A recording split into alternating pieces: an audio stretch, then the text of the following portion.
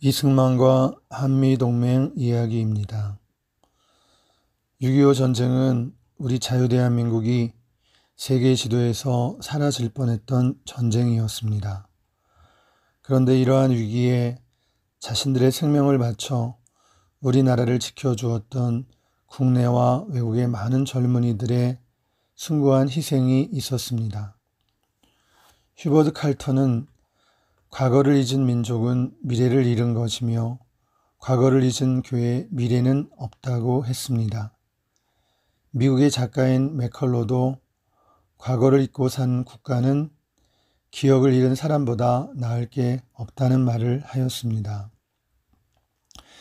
6.25 당시 우리 국방장관은 장담하기를 만일 북한군이 쳐들어온다면 우리 국군은 그들을 물리치고 점심은 평양에서 저녁은 신의주에서 먹을 수 있다고 호언장담했습니다. 당시에 우리 국군이 전혀 준비가 되지 않았는데도 준비된 것처럼 백성들을 속인 것입니다. 당시의 정치인들은 38선이 나뉘어진 상황에서도 적에 대한 올바른 평가와 전쟁 가능성을 대비하지 못했습니다.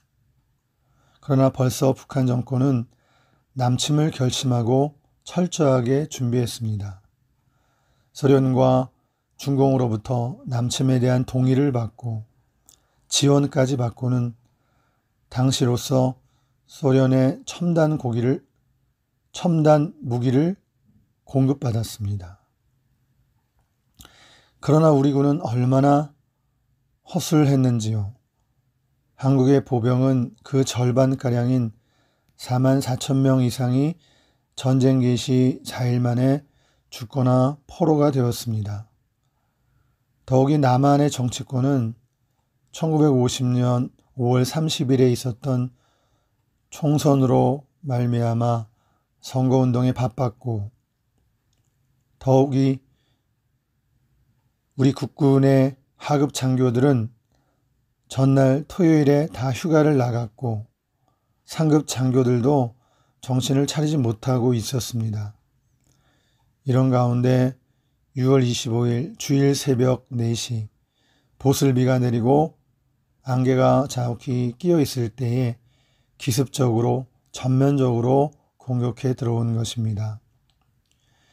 이후 전쟁은 미국과 유엔군의 참전으로 전세가 역전되고 메가다의 9.15 인천 상륙작전의 성공으로 북진하던 유엔군과 국군이 신의주 압록강에서 통일을 앞두었는데 1950년 10월 25일 중공군의 인해전술 공격을 받게 되었습니다. 그리고 국군과 유엔군은 38선 인항까지 후퇴하였고 그것으로 인하여 휴전선이 그어지게 된 것입니다. 6.25 전쟁의 승리 이면에는 먼저 원한경 선교사와 그의 세 아들의 헌신이 있었습니다. 1885년 26세의 언더우드 선교사가 조선의 선교사로 들어왔습니다. 그는 30세의 나이에 조선에서 결혼하였고 다음에 태어난 아들이 원한경 선교사입니다. 그는 아버지 언더우드 선교사가 졸업한 뉴욕 대학을 졸업하고 22세에 선교사로 헌신하여 한국에 들어왔습니다. 그는 캐나다 여성과 결혼하여 사남 1녀를 낳았습니다. 안타까운 사실은 1949년에 그의 아내가 한국의 좌익 청년 5명에게 총을 맞아 죽는 비극이 있었습니다. 아픈 가슴을 안고 그는 1950년 5월에 미국으로 들어갔습니다. 그런데 그 다음 달 6월에 6.25 전쟁이 일어난 것입니다.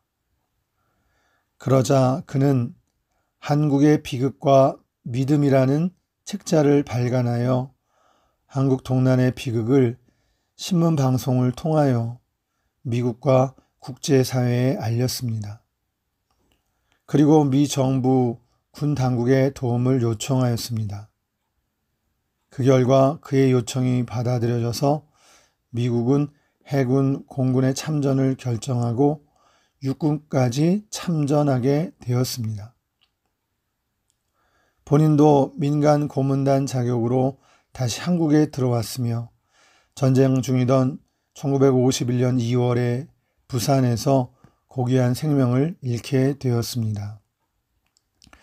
그런데 놀라운 것은 당시 그와 함께 그의 4아들 중 3아들이 한국전쟁에 자원하여 참전한 것입니다. 또한 미국의 참전에는 빌리 그레암 목사의 부인인 루스 그레이엄 여사의 헌신이 있었습니다. 교회 사가인 민경배 박사에 따르면 한국 동란이 일어났을 때 미국의 트루먼 대통령이 한국전 참여를 신속하게 결정하게 된 배경에 2사람을 꼽는데 그중 한 사람이 빌리 그레암 목사라고 하였습니다.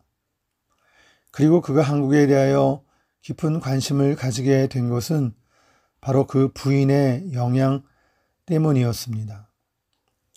부인 루스 그레이엄 여사는 일제 때 중국 오지에서 선교하던 의료 선교사 넬슨의 둘째 딸입니다. 중국에는 마땅히 갈 만한 외국인 학교가 없었기에 11살부터 중학교, 고등학교를 평양에서 다녔습니다.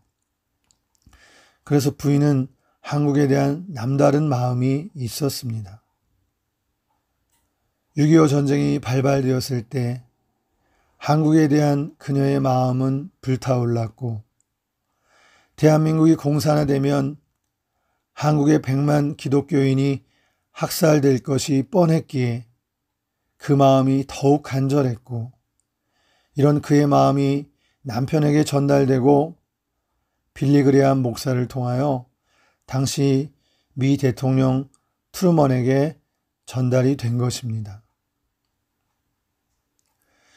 또한 한국이 전쟁 패망의 위기에서 살아난 배후에는 이승만 대통령의 기도 당부가 있었습니다. 6.25 전쟁은 여름철에 일어난 전쟁입니다. 그러므로 가장 위험한 것은 기상이었습니다. 기상 여부에 따라 전쟁의 승패가 갈리는 경우가 많았습니다. 이승만 대통령은 장로로서 그곳에 피난 나와 있는 목사, 장로님들에게 특별 기도를 부탁했습니다. 양식 배급은 정부가 할 테니 날씨가 맑아질 수 있도록 20일 동안 특별 기도를 부탁한 것입니다. 그래야 유엔군, 특히 공군과 우리 국군이 공격할 수 있기 때문이었습니다. 이에 부산의 여러 지역에서 기도회가 열렸습니다. 그 중에 8월 말부터 9월 12일까지 부산 초량교회에서 개최된 목사 장로 기도회가 있었습니다. 250여 명의 목사 장로님들이 모였습니다. 한상동 목사님, 박윤선 목사님, 박경룡 목사님들이 강사가 되어 말씀을 증거하고 합심하여 뜨거운 마음으로 회개하며 기도하였습니다. 혹자는 마치 1907년 장대현 교회에서 있었던 회개운동 같았다 말합니다. 놀라운 것은 기도한 대로 하나님께서 응답하시기 시작하셨고 일기가 청명해져서 대대적인 공군 공격이 가능했습니다. 더욱이 8월 말부터 시작한 2주간 회개 기도회가 끝난 후 3일이 지나 1990년 9월 15일 승률이 5,000분의 1밖에 되지 않는 인천 상륙 작전까지 성공, 전쟁의 흐름을 완전히 바꾸어 놓게 된 것입니다. 6.25 전쟁을 통해 깨닫게 되는 것이 있습니다. 대한민국은 하나님의 보호하심으로 살아남은 나라라는 것입니다. 6.25 전쟁 중에 또 다른 하나님의 초자연적인 개입이 있었습니다.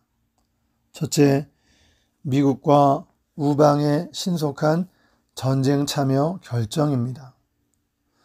전쟁 개시 후 2일 만에 유엔 안전보장이사회에서 유엔군 파병이 결정되었습니다.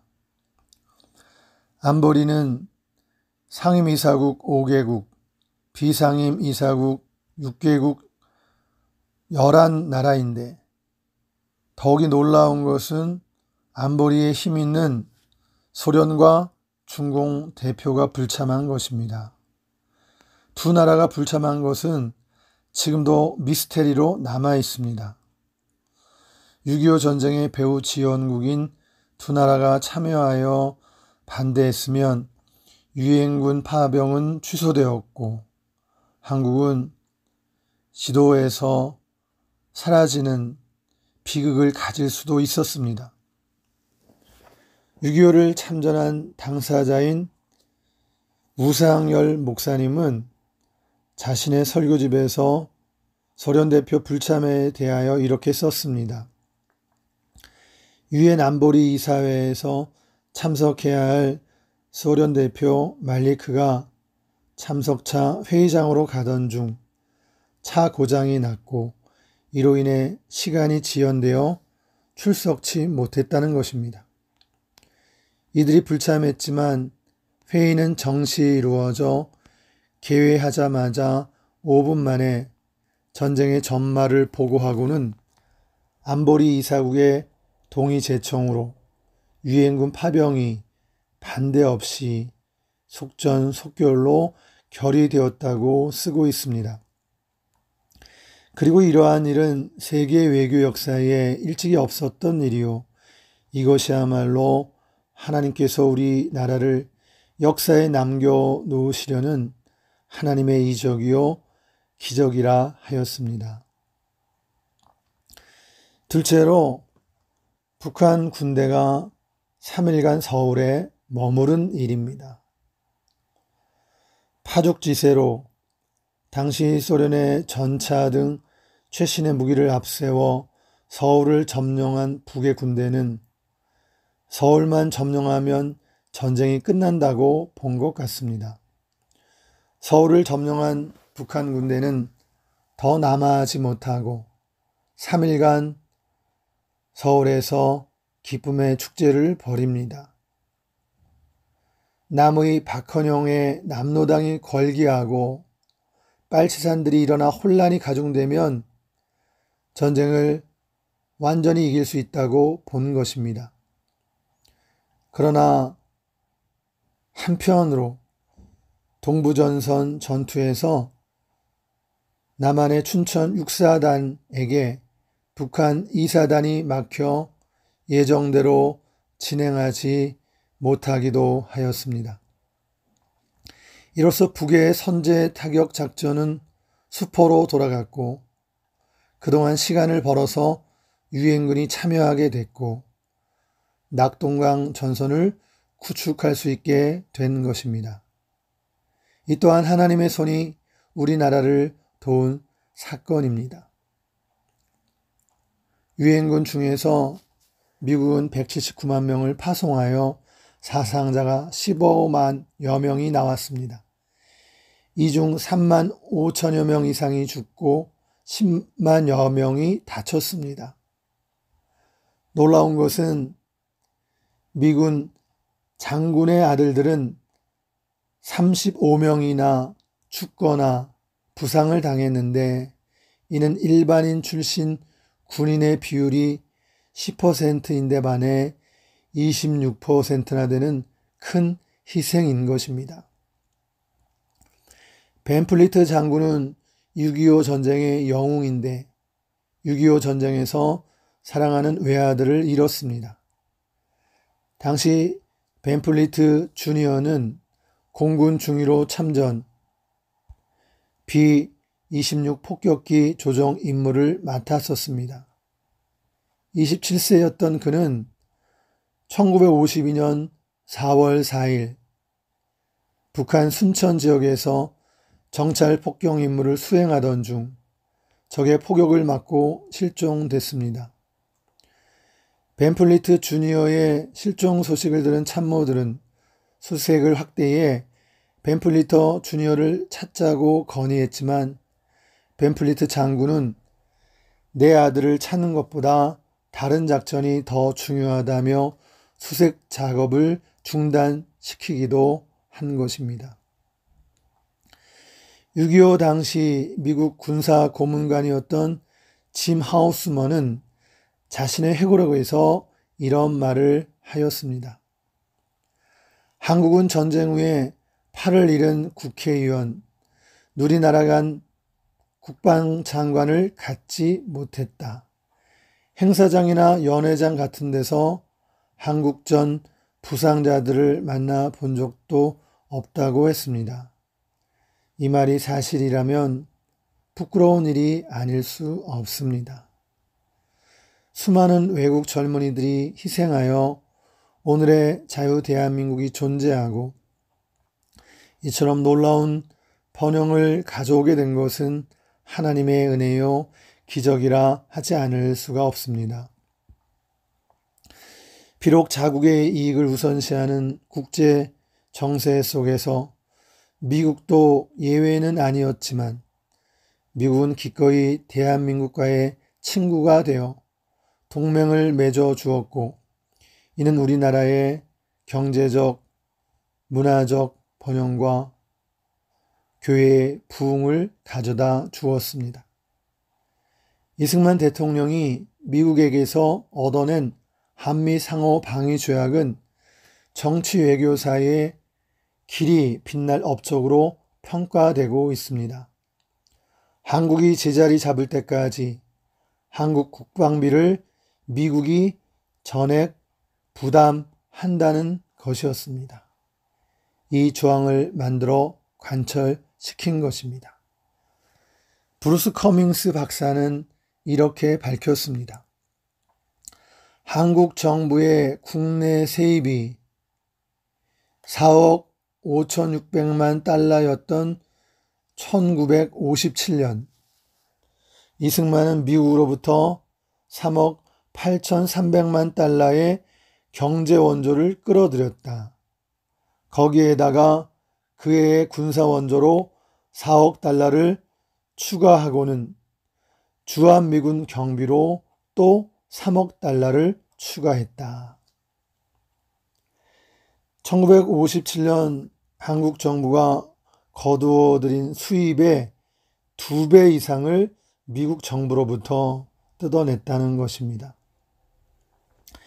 커밍스는 자신의 저서에서 당시 미 국무장관을 지낸 덜레스가 이승만에 대해 동양의 흥정꾼, 회피의 명수라고 품평했다고 말했습니다. 이런 작은 나라와 최강대국 미국이 군사동맹을 맺은 것은 하나님께서 대한민국에게 주신 크나큰 축복과 선물이 아닐 수가 없습니다. 여기에서 우리는 조국 대한민국을 사랑한 이승만 대통령의 간절한 기도와 힘겨운 외교적 노력을 칭찬하지 않을 수가 없습니다. 전후 미국을 방문하면서 친구의 나라에 대한 고마움을 기억하고 아들들을 보내주어 피를 흘리면서 한국 땅을 지켜준 미국의 어머니들에게 이승만이 감사했을 때 태양의 구석진 나라인 대한민국의 자유민주주의를 지켜준 영예를 미국의 어머니들에게 돌리고 위로했을 때 수많은 미국 국민들이 눈물을 흘리며 위로를 받았습니다. 잊어서는 안 되는 도저히 잊을 수 없는 좋은 친구는 한미 동맹을 맺어주고 아들들의 피를 흘려준 미국입니다. 여기에 하나님은 이승만 대통령을 사용하셨습니다. 하나님께서 이 미국을 다시 청교도의 나라로 회복시켜 주시고 이 미국을 축복해 주시고 건국의 정신을 회복하고 자유 대한민국과 함께 세계 선교와 세계 평화를 이루어 가길 손모아 기도하게 됩니다.